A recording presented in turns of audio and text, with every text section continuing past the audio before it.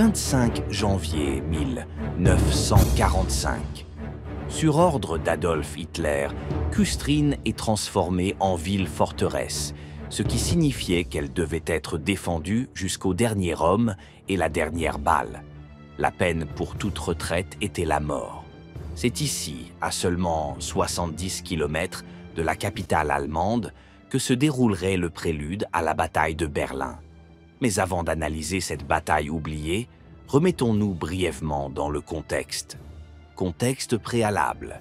Depuis décembre 1944, Hitler avait été averti à plusieurs reprises d'une offensive soviétique imminente sur le front de la Vistule. Sa réponse avait été de les ignorer purement et simplement. Finalement, le château de cartes que représentait la défense allemande sur la Vistule, selon les mots de Guderian, s'effondra le 12 janvier, lorsque les soviétiques lancèrent l'opération Vistule-Oder. Avec jusqu'à 6 grands groupes d'armées, parmi lesquels se distinguaient le premier front biélorusse de Djoukov et le deuxième front biélorusse de Rokossovski, l'armée rouge balaya les défenses allemandes et avança à grande vitesse vers l'Oder, proche de Berlin. L'une des mesures désespérées prises par le dirigeant allemand fut la nomination d'Himmler au poste de commandant en chef du tout nouveau groupe d'armées de la Vistule le 28 janvier. La vie à Küstrin. Alors que tout s'effondrait en Pologne occupée, à quelques kilomètres de là, la vie quotidienne continuait à Küstrin. La guerre avait emporté la plupart des hommes en âge de combattre, laissant les rues peuplées principalement d'enfants, de femmes et de personnes âgées. À la radio, la propagande allemande vantait l'invincibilité du mur de l'Est, et quiconque doutait de ses affirmations gardait ses pensées pour lui. Cependant, l'arrivée des réfugiés commença à ébranler cette façade. Au début, ils arrivaient depuis l'ouest, fuyant les bombardements alliés sur les grandes villes allemandes.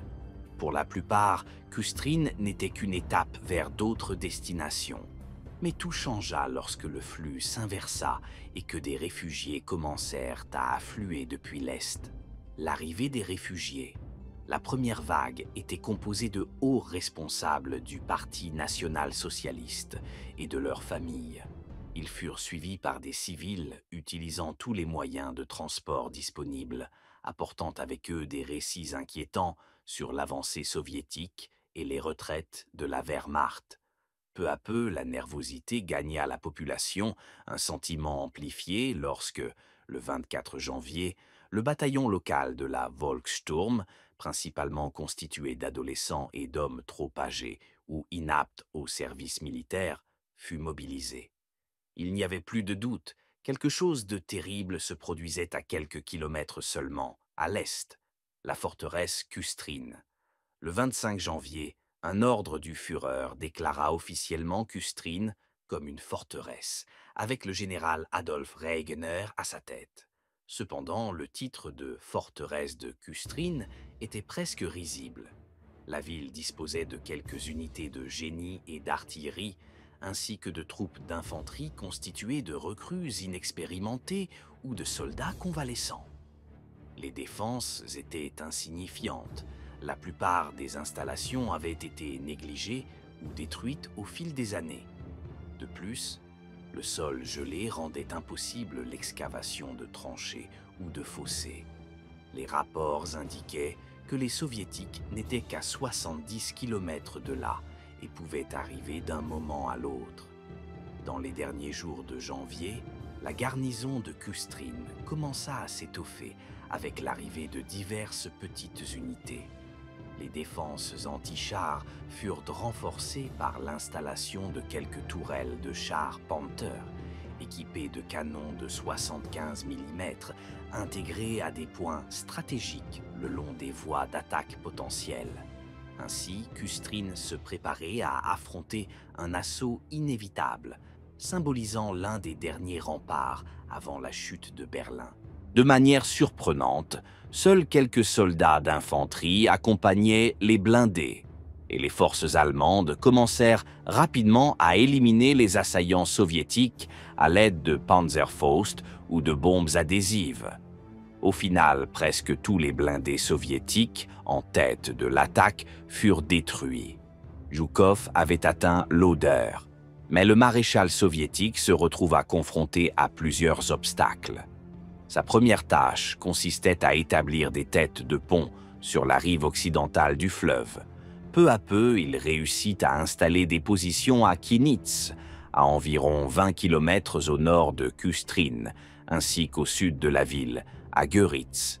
Cependant, Zhukov dut faire face à un manque de ravitaillement, son avancée rapide l'ayant éloigné de ses dépôts. En outre, il commença à recevoir des rapports faisant état d'une grande concentration de troupes allemandes sur son flanc droit, ce qui attira progressivement son attention. On estime que, pendant la marche vers l'Oder, le premier front biélorusse perdit 17 000 hommes, avec 60 300 malades ou blessés, ce qui représentait une perte de 7% de son effectif total. Ainsi, Zhukov savait que, pour l'assaut final sur Berlin, ses forces devraient être au maximum de leur capacité. Staline et le haut commandement soviétique parvinrent à la même conclusion. Le 2 février, Moscou déclara, officiellement terminée, l'offensive Vistule-Oder. Zhukov était désormais libre de consolider ses positions, mais il restait deux épines dans son flanc. La tête de pont allemande sur la rive orientale de l'Oder, à Kunersdorf, près de Francfort, et celle de la forteresse Kustrin. Kustrin, une ville sous pression. L'apparition de l'avant-garde soviétique au centre de Kustrin entraîna une intensification encore plus grande des travaux de fortification dans la ville, avec des journées atteignant 18 heures. Sur la rive occidentale de l'Oder, en face de la ville, des éléments de la 25e division Panzergrenadier furent déployés. Cette division, détruite lors de l'offensive soviétique d'été, avait été reconstruite en octobre. Elle fut rejointe par les 303e et 309e divisions d'infanterie, toutes deux récemment formées et faiblement dotées en effectifs, ainsi que par des éléments de la division Kurmark, encore en cours de constitution.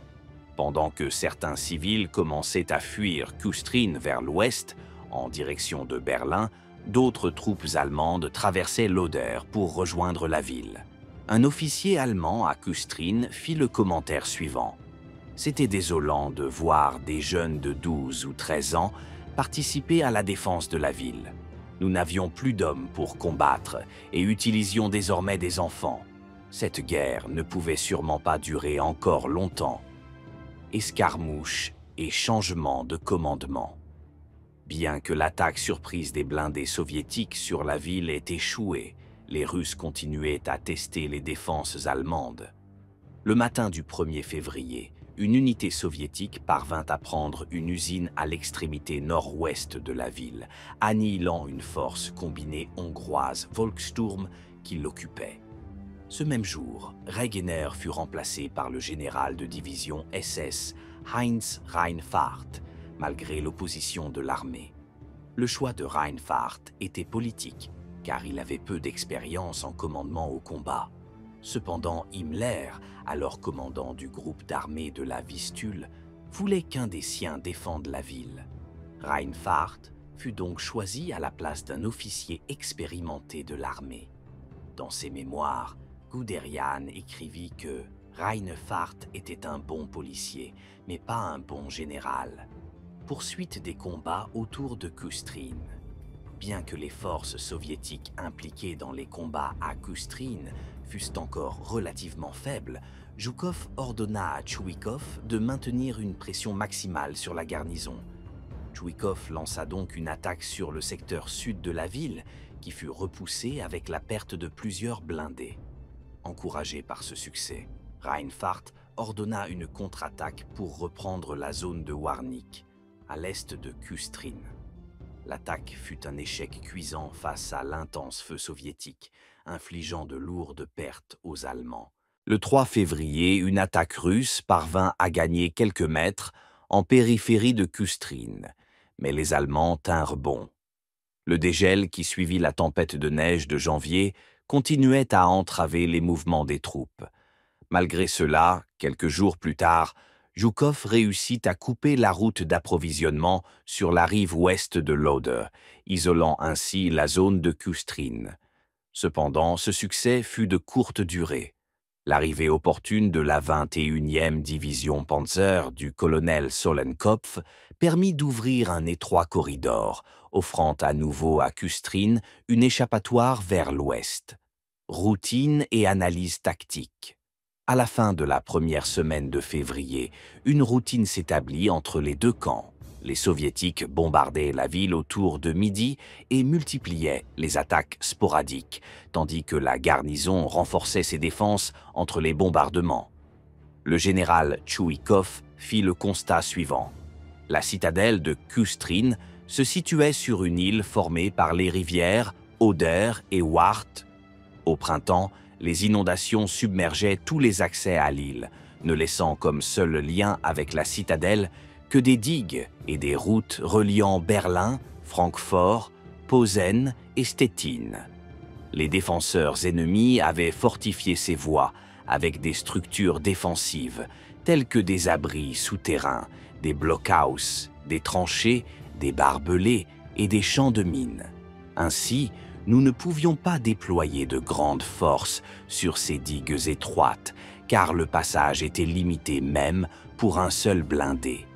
À l'intérieur de Kustrin, on estimait la présence d'environ 6800 civils, ainsi que 9100 membres de la Wehrmacht et des Waffen-SS et 900 hommes du Volkssturm. La défense comptait également 102 pièces d'artillerie, 30 canons antiaériens, 50 mortiers, 25 canons automoteurs et 10 lance-roquettes Katyusha capturés. Escarmouches et conditions difficiles. En raison du mauvais temps, une attaque terrestre majeure était impossible pour les Soviétiques. Ils intensifièrent donc les tirs d'artillerie et lancèrent des attaques de reconnaissance, principalement de la taille de peloton ou de compagnie. Les débris des bâtiments détruits obstruaient les rues, et les pompiers de la ville peinaient à éteindre les flammes omniprésentes. Un officier allemand observa que, faute de munitions, il ne pouvait tirer qu'un coup d'artillerie pour 20 tirs soviétiques. Pendant ce temps, les Russes bombardèrent de sans relâche le petit corridor reliant la ville au groupe d'armées Vistule. À mi-février, les Soviétiques intensifièrent leurs attaques autour de Kustrin, espérant couper à nouveau le corridor d'approvisionnement. Mais les forces défendant la zone empêchèrent tout progrès significatif. Évacuation et opération. Le 19 février, les Allemands décidèrent d'évacuer environ 2500 civils de Kustrin. Pendant ces évacuations, la garnison dut repousser les attaques russes contre les défenses de la ville. À noter que, durant ces jours, l'attention de Zhukov se porta sur la défense de son flanc droit en Poméranie contre l'opération Solstice lancée par les Allemands, ce qui allégea la pression sur Kustrin. Vers la fin de février, alors que les Soviétiques poursuivaient leur bombardement, les jeunes des jeunesses hitlériennes qui aidaient à la défense reçurent l'ordre d'évacuer la zone. Certains protestèrent, mais finirent par obéir à contre-cœur. Enfin, au début de mars, des pluies torrentielles frappèrent la région de Kustrin, rendant la vie insupportable pour les deux camps. Le 6 mars, les Soviétiques lancèrent une offensive majeure contre la ville. L'attaque visait Kietz dans une tentative surprise de s'emparer de la banlieue. Après un succès initial, les Russes furent stoppés par une contre-attaque désespérée qui permit aux Allemands de reprendre une partie du terrain perdu le même jour. Cependant, une grande partie du sud-est de la ville resta aux mains de l'ennemi. Peu après, une nouvelle attaque soviétique réussit à couper à nouveau le corridor, isolant environ 6000 défenseurs allemands dans Kustrin. Les forces allemandes piégées dans la forteresse subirent un bombardement constant de l'artillerie soviétique, ce qui les affaiblit progressivement. Avancée soviétique et isolement allemand. Le 12 mars, les Soviétiques parvinrent à anéantir la majeure partie de la garnison allemande sur la rive est de l'Oder, capturant près de 3000 prisonniers. Alors que les derniers défenseurs allemands restaient dans Kustrin, Zhukov se préparait pour l'assaut sur Berlin. Cependant, il devait d'abord s'assurer de la prise complète de la ville pour consolider une grande tête de pont sur la rive occidentale de l'Oder. Seule la zone d'Allstatt, située sur un îlot au milieu de l'Oder, restait sous contrôle allemand. Stratégie d'encerclement. Les attaques soviétiques se poursuivirent sans relâche dans les jours suivants, sans grand succès initial, et le corridor allemand fut temporairement rouvert. Le 22 mars, Zhukov lance une nouvelle grande offensive pour prendre Gorgast, isolant à nouveau les Allemands retranchés à Allstatt. L'objectif était de former un double encerclement, un anneau intérieur entre Kietz et Gorgast pour piéger les forces ennemies, et un anneau extérieur à l'est de Gorgast pour se défendre contre des contre-attaques. Dans la zone prévue pour l'attaque se trouvaient des éléments des divisions Döberitz et Müncheberg. Après de violents combats, au cours desquels les Allemands affirmèrent avoir détruit 116 chars soviétiques, les Soviétiques refermèrent l'encerclement extérieur dans l'après-midi. Les combats se poursuivirent le 23 mars, les Russes consolidant leur position nouvellement conquise. Contre-attaque allemande et pression soviétique. Les contre-attaques allemandes pour rétablir leur ligne furent repoussées avec des pertes considérables des deux côtés dans les jours suivants.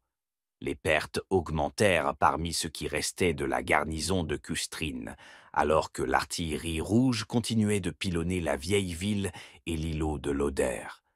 Le 27 mars, les Allemands lancèrent une contre-attaque désespérée pour rouvrir le corridor. Contrairement aux efforts précédents, cette opération devait être coordonnée. Le général Theodor Buss, commandant de la 9e armée, avait reçu l'ordre de Berlin de rassembler une force capable de briser l'encerclement et de rejoindre la garnison de Kustrin. Sous le commandement nominal du général Karl Decker, cette force d'attaque comprenait les 20e et 25e divisions Panzer Grenadier, la division Panzer Müncheberg, la Führer Grenadier Division, un bataillon de chasseurs de chars équipé de 50 Hetzer, le 502e bataillon de chars lourds. Échec de la contre-offensive. À 4 heures du matin, les forces allemandes avancèrent, mais rencontrèrent immédiatement des difficultés. Les ingénieurs russes avaient à passer les 3 jours précédents à poser de vastes champs de mines devant leur position. Dans le nord, la division Müncheberg se dirigea vers Genschmar. Sous un feu soviétique intense, leur avant-garde atteignit les abords de la ville avant d'être repoussée avec de lourdes pertes.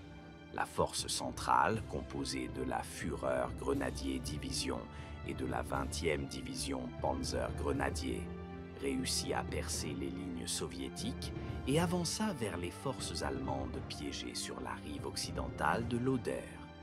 Elles furent néanmoins contraintes de battre en retraite après avoir subi un feu d'artillerie intense et un puissant contre-attaque soviétique. Au sud, la 25e Panzer Grenadier Division, accompagnée du 502e bataillon Panzer lourd, lança son attaque. Leur objectif était Gorgast, mais les champs de mines et les solides positions défensives soviétiques sur la ligne principale les arrêtèrent net. Encore une fois, ce regroupement des forces allemandes fut bloqué par les mines et l'artillerie soviétique, incapables d'atteindre leur objectif. Cependant, quelques Tigers allemands parvinrent à détruire au moins 4 blindés soviétiques avant de se replier. Conséquences de l'échec. L'échec de l'attaque eut des conséquences graves. Hitler, furieux, déversa sa colère sur le malheureux Buss dans l'après-midi du 28 mars, le tenant personnellement responsable de l'échec. Alors qu'Hitler réprimandait Buss, le général Guderian prit sa défense. « Permettez-moi de vous interrompre », dit Guderian à Hitler. Contenant à peine sa colère, il poursuivit. « Hier, je vous ai expliqué en détail, verbalement et par écrit, que le général Buss n'est pas responsable de l'échec de l'attaque sur Custrin. La 9e armée a utilisé les munitions qui lui avaient été attribuées. Les troupes ont rempli leur devoir. Les pertes exceptionnellement élevées en sont la preuve. Par conséquent, je vous demande de ne pas porter d'accusation contre le général Buss. » Après cet éclat, Hitler ordonna de vider la salle. Seul le maréchal Wilhelm Keitel et Guderian restèrent présents. Hitler ordonna alors à Guderian de prendre un congé médical de 6 semaines. Guderian ne reverrait jamais Hitler. Le destin scellé de Custrin. Pendant ce temps, le sort de Custrin semblait scellé. Lorsque les défenseurs de Kietz, de Lille et du centre historique entendirent les tirs s'éloigner vers l'ouest, des groupes de soldats décidèrent de prendre les choses en main et de tenter une évasion. La conclusion des soldats allemands piégés était qu'ils n'avaient aucune chance de maintenir leur position et qu'une tentative de fuite était préférable à la capture par les soviétiques. Il semble que Reinfarth soit arrivé à la même conclusion. Le 29 mars, il demanda l'autorisation à Berlin de tenter une évasion, mais sa demande fut refusée. Conscient de son sort s'il tombait aux mains des soviétiques, il décida de prendre le risque et d'abandonner Custrin. La tentative d'évasion. À la dernière heure du 29 mars, la tentative de percée commença. Après avoir ouvert une brèche dans la première ligne soviétique, les forces de la garnison engagèrent des combats rapprochés nocturnes tout en avançant vers les lignes de la 9e armée. La situation était chaotique et les Allemands essuyèrent des tirs non seulement des soviétiques, mais aussi de leurs propres troupes et artilleries, qui ignoraient qu'une percée était en cours. Grâce à l'effet de surprise, à l'obscurité et aux averses intermittentes, les survivants de Custrin commencèrent à atteindre les lignes de la 9e armée au lever du jour. Plus tard, le quartier général de la 9e armée rapporta que 32 officiers et 956 sous-officiers et soldats avaient réussi à traverser la ligne. D'autres petits groupes rejoignirent les lignes allemandes dans les jours suivants. Selon un rapport de la Wehrmacht, cette tentative avait coûté la vie à 627 hommes et laissé 2359 blessés. La chute de Custrin. Le 31 mars, la forteresse de Custrin tomba aux mains des soviétiques. Zhukov avait désormais son tremplin vers Berlin.